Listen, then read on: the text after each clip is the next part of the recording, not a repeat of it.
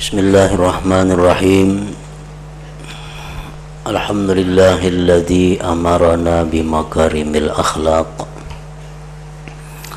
wa nahana 'anil syiqaqi wal iftiraq. Ashhadu an la ilaha illallah wahdahu la syarika lah al-alimul khallaq wa ashhadu anna sayyidana Muhammadan abduhu wa rasuluhul mushtaq.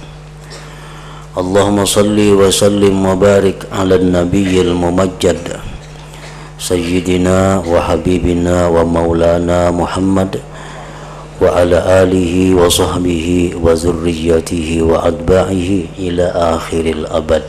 Amma ba'du. Yang kita hormati dan kita cintai para habaib dan para ulama, para muhibbin, hadirin hadirat rahimakumullah. Puji dan syukur kita haturkan kehadirat Allah Subhanahu wa ta'ala, yang mana dengan izin, taufik dan hidayah serta nikmat-nikmat yang lainnya, kita pada malam ini dapat berkumpul bersama-sama di majelis yang penuh berkah ini. Salawat dan salam kita haturkan kepada junjungan kita Nabi besar Muhammad sallallahu alaihi wasallam, dan kepada seluruh keluarga, para sahabat, zurriyat dan pengikut beliau sampai akhir masa nanti. Para muhibbin rahimakumullah, at-tarhibu minal kibri wal i'jab wa at-targhibu bil hilmi wa ihtimalil adza wal afwi wal i'radi 'anil jahilin. Ini adalah satu bab yang menakutkan kepada kita daripada bersifat sombong dan ujub, dan menggemarkan kepada kita bersifat hilim, ihtimalil adza, al-afu, dan i'rad daripada orang-orang jahil. Jadi di dalam bab ini ada dua pasal, yaitu menakutkan kepada kita agar jangan sampai kita ini bersifat sombong dan ujub. Para muhibbin rahimakumullah, sifat sombong yang dimaksud ini adalah sifat di mana kita merasa lebih mulia daripada orang lain. Kita merasa bahwa kita lebih utama daripada orang lain.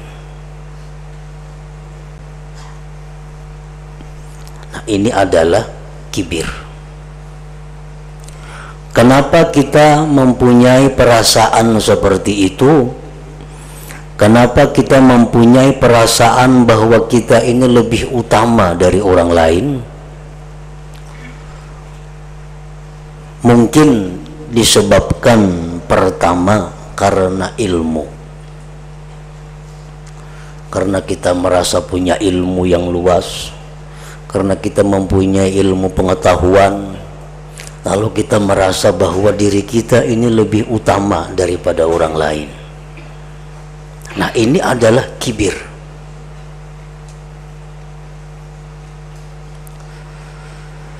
Perasaan lebih utama daripada orang lain itu bisa juga ditimbulkan akibat ibadah. Akibat ibadah. Karena aku ini orang yang rajin ibadah, karena aku ini orang yang selalu membaca wirid, lalu timbul perasaan di dalam hati kita bahwa lebih utama daripada orang lain yang kurang wiridnya, lebih utama daripada orang lain yang kurang ibadahnya. Nah, ini adalah kesombongan. perasaan lebih utama daripada orang lain itu bisa diakibatkan harta benda. Karena mempunyai harta yang banyak, mempunyai rumah yang mewah, mempunyai usaha yang besar, lalu dia menganggap dirinya lebih utama daripada orang lain, lebih utama daripada orang miskin, lebih utama daripada orang fakir, akibat daripada harta yang melimpah ruah yang dimilikinya. Nah, ini adalah satu kesombongan.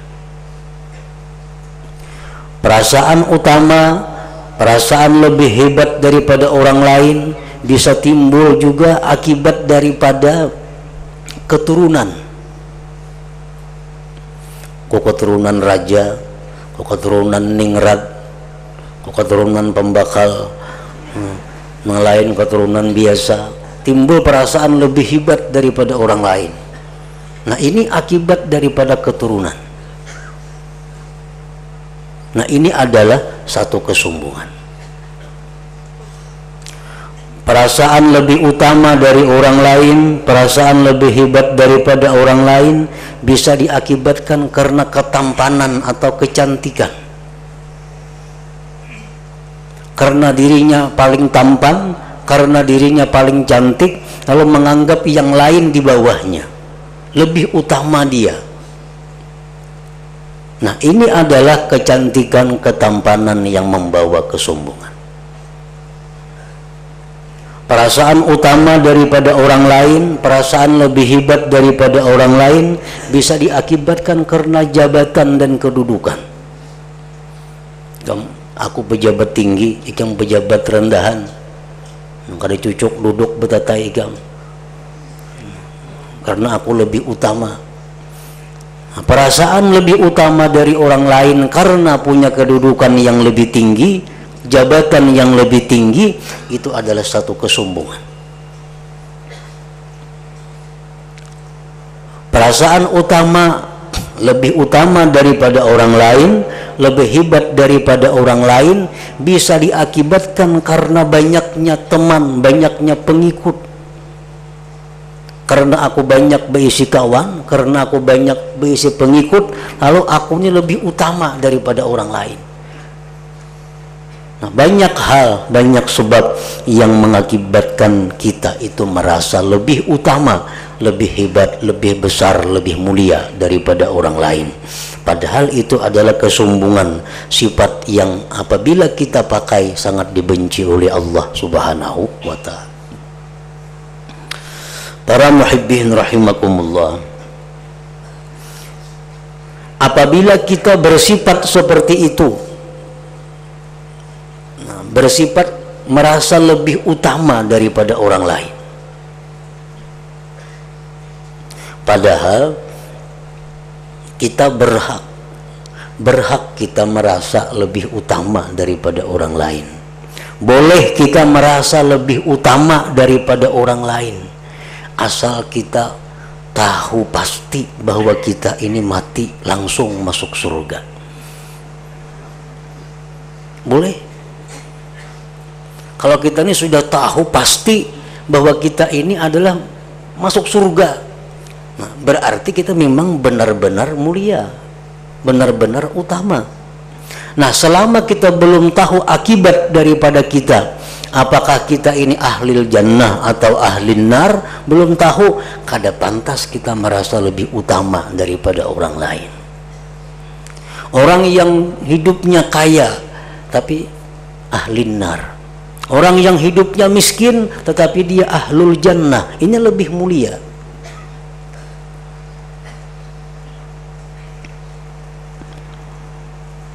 Nah, para muhibbin rahimakumullah, Allah Subhanahu wa Ta'ala berfirman, innahu la yuhibbul mustakbirin. Allah tidak suka orang-orang yang sombong.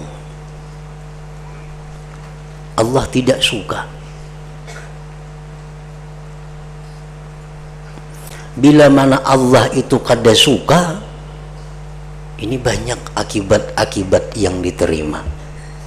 Satu, kita akan sulit mendapatkan taufik dari Allah. Artinya apa? Kita akan selalu kesulitan untuk melakukan ibadah-ibadah, karena ibadah itu bersumber daripada taufik Allah. Nah, kalau kita ini tidak disukai oleh Allah, Allah kada senang melawan kita, kita akan sulit mendapatkan taufik dari Allah. Akibatnya malas beribadah. Akibatnya kada bisa istiqamah menjalankan ibadah. Nah, itu yang pertama, kalau kita sombong.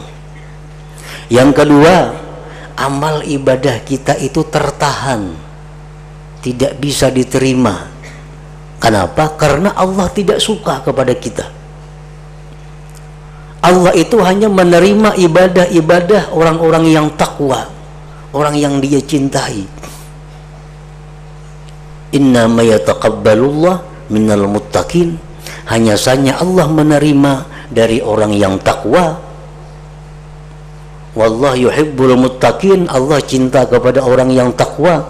Nah, jadi apabila kita ini tidak disukai oleh Allah, ibadah kita ini terhalang, kada akan diterima oleh Allah Subhanahu wa ta'ala, karena Allah tidak suka kepada kita.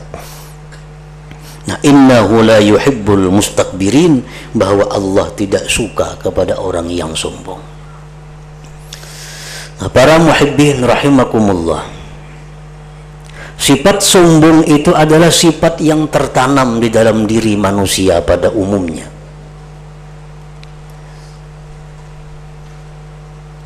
Oleh karena itu, sifat sombong itu selalu datang, selalu muncul kepada kita.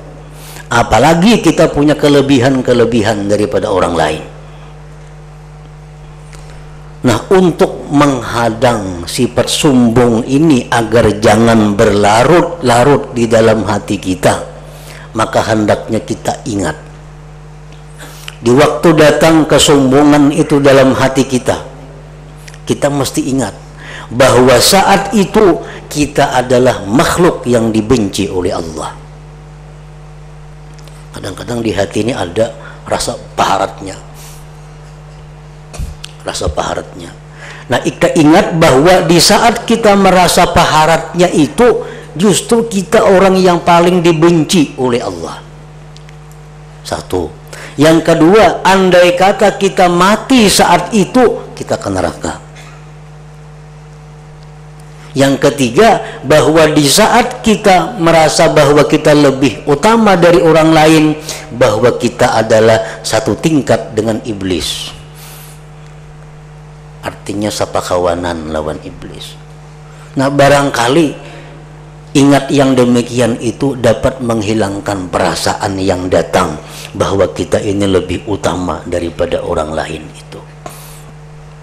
Nah, para muhibbin rahimakumullah, Rasulullah sallallahu alaihi wasallam bersabda, man faraqad dunya wa huwa bari'un min thalath dakhala al-jannah min al-kibri wal khiyanah wad dain.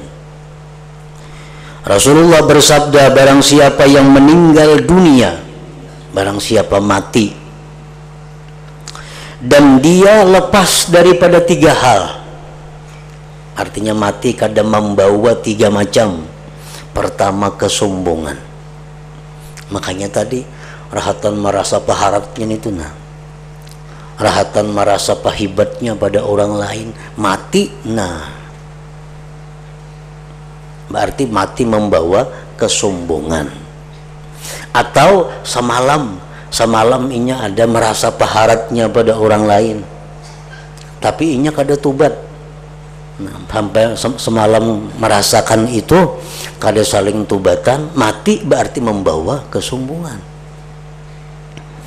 Nah, ujar Nabi kita bahwasanya barang siapa yang meninggal dunia, dia terlepas daripada tiga perkara, dakhalal jannah, dia masuk surga. Minal kibri, pertama kesombongan. Nah, orang mati dia kadang membawa kesombongan. Artinya apa? Suahai sombong, rancakai sombong, cuma sudah tobat. Berarti inya mati kadang membawa kesombongan. Yang kedua, dia mati kada membawa khianat. Nah, khianat itu umpamanya, contohnya khianat itu orang umpat maandak lawan kita sesuatu. Nah, orang umpat maandak sepeda motor, ayo hajar kita, dipakai sepeda motor orang. Ada orang umpat maandak banah aja, kada ada nyuruh makai, ada maizin akan memakai, cuma orang umpat maandak, umpat manitip lah sepeda motor. Nah, ayo terima sekalinya kasih tu kamari makai sepeda motor orang kayak ampunnya. Nah, ini khianat ngarannya. Ini khianat. Orang berkirim duit sampai akan lawan si bulan bin bulan, nah 100.000. Sekali sampai 75 duitnya kemana salawinya itu? Khianat ngarannya. Nah, bila mati kada membawa khianat ini, ujar Nabi, masuk surga. Kendaraan-kendaraan nang diamanati orang, ini segan dipakai ke sini, segan dipakai ke situ. Kendaraan ini kan boleh makai cuma ke kantor aja, ke rumah. Boleh kan jauh-jauh ke situ kamari kada boleh. Ini ke situ kamari memakai kendaraan orang. Khianat ngarannya itu. Kecuali ada izin. Nah, ada izin itu kemana kada jadi kisah. Kecuali ada izin itu boleh. Mungkin ada izin pun orang dipakai, itu ngarannya adalah khianat. Waddain, dan hutang. Mati kada membawa hutang, apalagi hutangnya berbunga, bah selamat sudah. Orang tuh mati membawa hutang, hutang nang bujur-bujur, hutang nang kada berbunga, sudah kada kawa ke surga, apalagi hutang berbunga.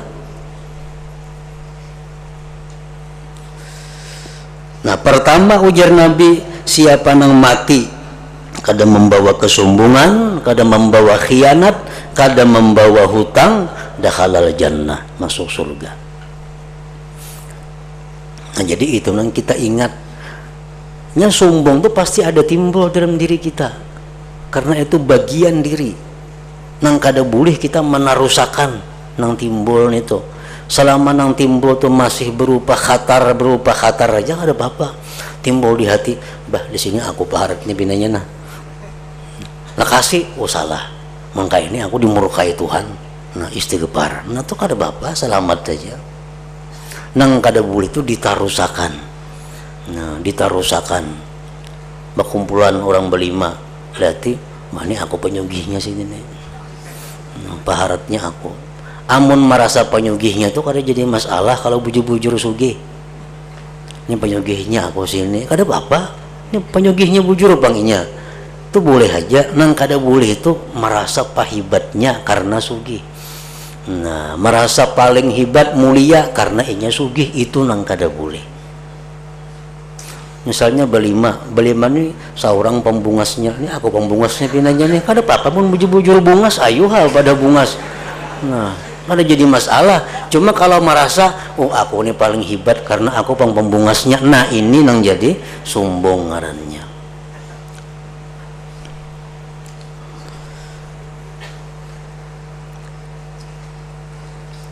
Timbul dalam hati kita perasaan itu, kita potongnya. Kada boleh, hikam ke neraka bila mati. Nah, yang istighfar kepada Allah itu timbul dalam hati kita, rasa sombong tuh langsung kita potong. Kada boleh kayak itu, kada boleh. Nah, kita berpandir lawan diri seorang nih, kada boleh. Kamu sombong kayak itu, sombong dimurkai Allah. Nah, selamat kalau macam itu. Jangan ditarusakan perasaan yang rasa lebih mulia, lebih utama tadi. Nah, para muhibbin rahimakumullah. Yang kedua, bagian ini adalah menakuti daripada sifat ujub. Sifat ujub itu merasa diri hebat. Nah, kalau sombong tuh perlu ada orang lain, mutakabbar alaih ngarannya. artinya seorang nang ada orang lain nang dilebihi, itu sombong. Kalau ujub nih bisa terjadi seorangan, kalau ada orang lain merasa baiknya aku, merasa mulianya aku, merasa banyaknya aku beribadat, nah itu ujub. Maksudnya kan ada orang lain, nah tandingannya kada jadi masalah. Ujub tuh seorangan aja, banyak pana aku nih sudah beribadah, nah itu ujub ngarannya. Banyak pana aku sudah berzikir nih, dalam hati nih perasaan, nah itu adalah ujub. Nah ini pun kada boleh juga.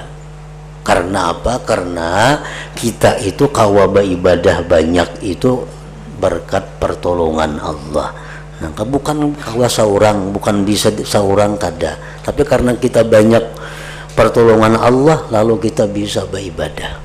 Nah, jadi mesti ingat bila kita merasa banyaknya sudah aku ini baca Quran, nah ingat bahwa itu ditolong oleh Allah. Nah, kada ujub lagi ngarannya. Ujub adalah termasuk kabair, termasuk dosa yang besar.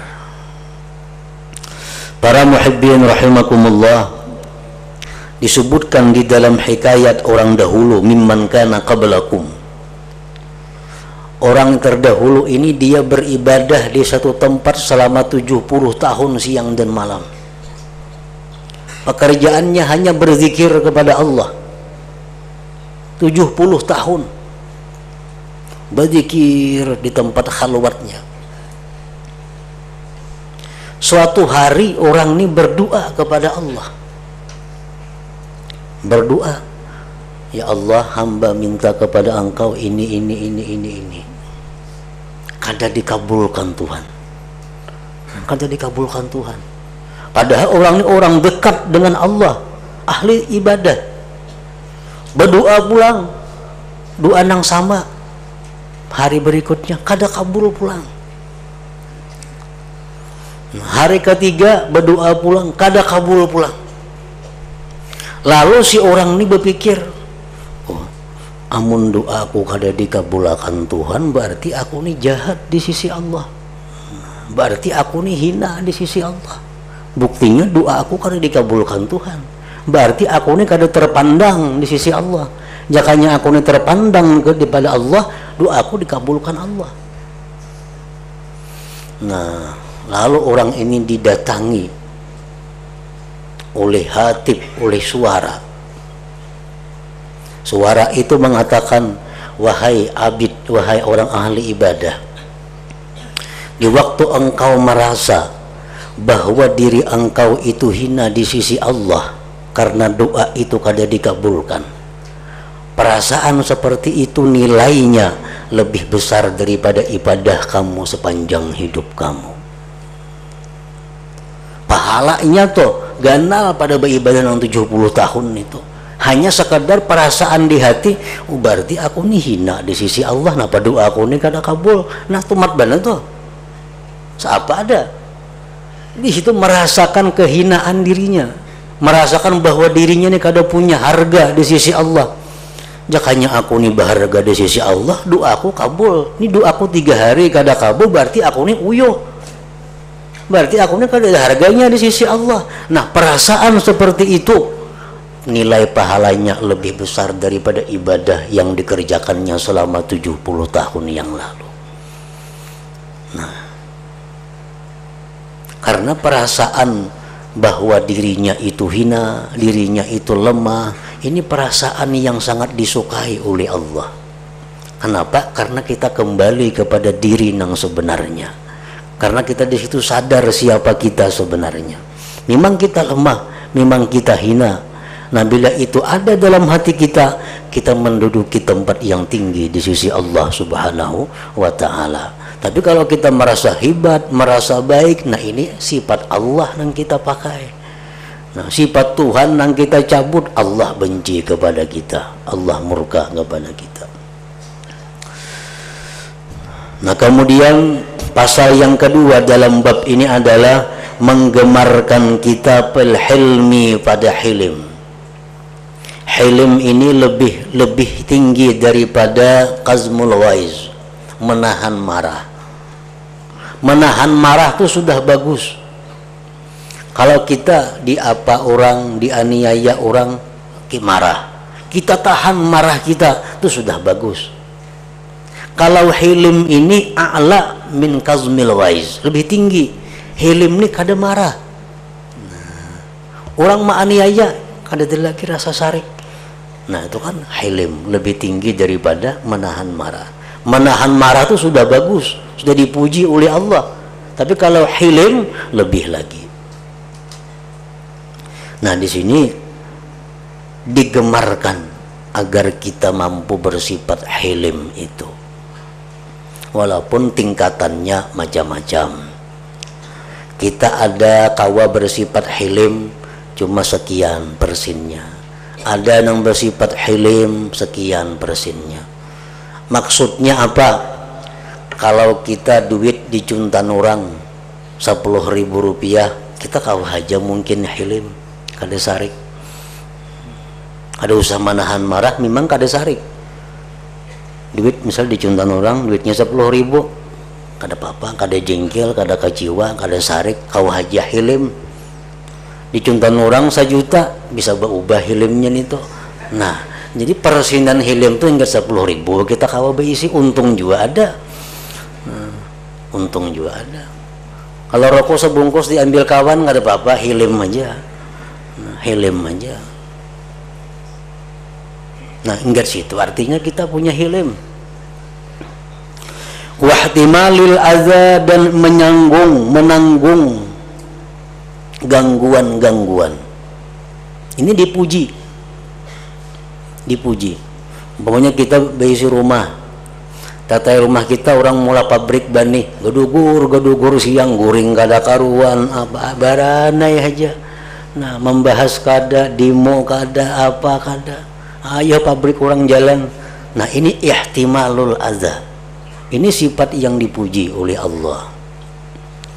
Baik itu bunyi-bunyian, baik itu penciuman, baik itu penglihatan, apakah nang kada nyaman. Nah kita kawa menahan, kada mengeritik, kada membahas, apalagi sarik, itu ngarannya ihtimalul adza. Wal afwi, yang ketiga memaafkan. Yang keempat wal i'rad anil jahilin, berpaling daripada orang-orang jahil. Qala Allah Ta'ala, firman Allah Ta'ala, tilkad darul akhiratu naj'aluha lil ladzina la yuriduna 'uluwan fil ardi wala fasada wal 'aqibatu lil muttaqin. Tilkad darul akhirah ail jannah, bermula itu surga, kami jadikan, ujar Tuhan, untuk mereka-mereka yang tidak menghendaki ketinggian di muka bumi. Maksudnya orang-orang nang sombong. Surga itu kami jadikan untuk orang yang tidak sombong di muka bumi. Wala fasada, dan yang tidak menghendaki kerusakan di muka bumi. Artinya kerusakan itu maksiat. Wal akibatu lil muttaqin, dan akibat yang baik yaitu surga tadi lil muttaqin, untuk orang-orang yang takwa kepada Allah Subhanahu wa taala.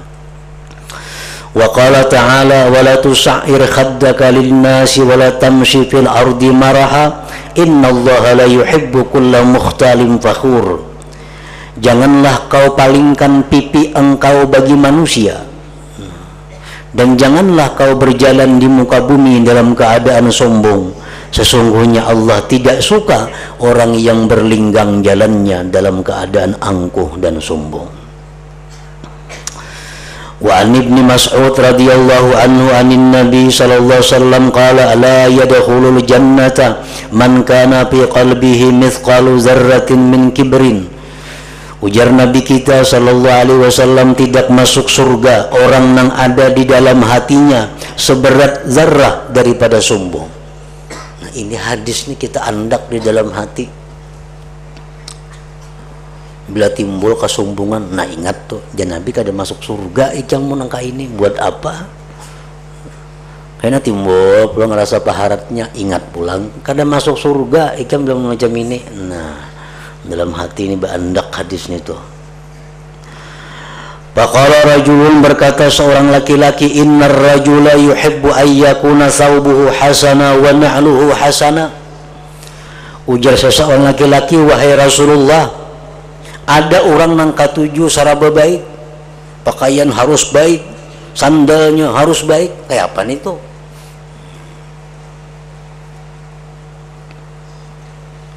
Qala, ujar Nabi, innallah jamil yuhibbul jamal. Allah itu ilok dan katuju nang ilok-ilok. Ada kopiah baik, pakai yang paling baik. Ada baju nang baik, pakai yang paling baik. Allah katuju itu. Karena kada identik, kada mesti orang nang baik itu sombong, kada tentu. Al-kibru, kesombongan itu, jar Nabi, batarul haqqi wa ghamtun nas, menolak kebenaran, menghinakan manusia. Nah, itu adalah buah daripada kesombongan. Karena inya merasa lebih utama dari orang lain, ditagur orangnya kada makai. Karena inya merasa dirinya lebih daripada menagur itu. Nah, wa ghamtun nas, dan menghinakan manusia, meremehkan manusia. Jadi kesombongan itu bukan di pakaian. Bukan di pakaian letaknya kesombongan. Tapi kesombongan itu ada dalam hati. Yang akibatnya apa? Menolak yang benar dan menghinakan manusia. Itu sombong. Rawahu Muslim. Wa qala ta'ala, wal kazimin al ghaiza wal 'afina 'anil nas wallahu yuhibbul muhsinin. Dan orang-orang yang mampu menahan marah, wal 'afina 'anil nas, memaafkan dari manusia. Allah cinta kepada orang-orang yang berbuat kebaikan. Nah, artinya apa? Orang yang mampu menahan marah itu orang yang berbuat baik. Orang yang memaafkan orang lain, orang yang berbuat baik. Allah cinta kepada mereka. Nah, maka bila Allah cinta lawan seseorang itu, taufik selalu datang kepadanya. Ibadah kita nang kurang banyak bisa dilipat gandakan oleh Allah, karena Allah cinta bang lawan inya. Ibadahnya sedikit, banyak diberi Tuhan pahalanya, bisa bila kita dicintai oleh Allah. Wa qala ta'ala, khudhil 'afwa wa'mur bil 'urfi wa a'rid 'anil jahilin. Ambillah kemaafan. Maaf itu adalah memuliakan diri sendiri. Bukan kalah, bukan lemah, bukan hina. Kalau memaafkan itu justru menambah kemuliaan kita. Wa'mur bil 'urfi, dan perintahkan berbuat kebaikan dan berpaling daripada orang jahil. Wa kullu asin jahilun, tiap-tiap orang maksiat itu berhak disebut jahil, walau kana aliman, sekalipun dia alim. Nah, artinya apa? Orang yang jahil itu a'rid, berpalinglah kita, jangan dilawani. Artinya misalnya orang ada memfitnah kita, berarti orang ini melakukan maksiat, ngarannya jahil, walaupun inya alim, walaupun inya pintar. Tapi kalau memfitnah orang itu sudah termasuk jahil. Menghadapi orang semacam ini Allah menyuruh a'rid, berpaling. Artinya apa? Jangan dilawani. Melawani sama pada jahil artinya. A'rid. Ada orang bisa menyambati kita, kita sambati juga, sama pada jahil ngarannya. Allah kada hakun macam itu. Ya Tuhan, kalau orang ada berbuat jahil kepada kamu, a'rid, berpaling, tinggalkan. Wa a'rid 'anil jahilin. Nah, semua ini adalah daripada hilim, menahan kemarahan, memaafkan orang lain, berpaling daripada orang-orang jahil. Itu merupakan buah daripada makarimul akhlak, buah daripada akhlak yang mulia. Nah, selanjutnya at-targhib fil wudu wa bi isbaghihi wa italatil ghurrah wa ma yuqalu ba'dal wudu. Ila hadratin Nabi sallallahu alaihi wasallam. Al-Fatihah. Astaghirullahaladzim dina siratal mustaqim siratal ladzina Asyhadu an la ilaha illallah wahdahu la syarika lah wa وأشهد أن سيدنا محمدا عبده ورسوله لا إله إلا الله أستغفر الله لا إله إلا الله نستغفر الله لا إله إلا الله نستغفر الله لا إله إلا الله ونتوب إلى الله لا إله إلا الله محمد رسول الله صلى الله عليه وسلم فيا أيها الراجون منه شفاعة صلوا عليه وسلموا تسليما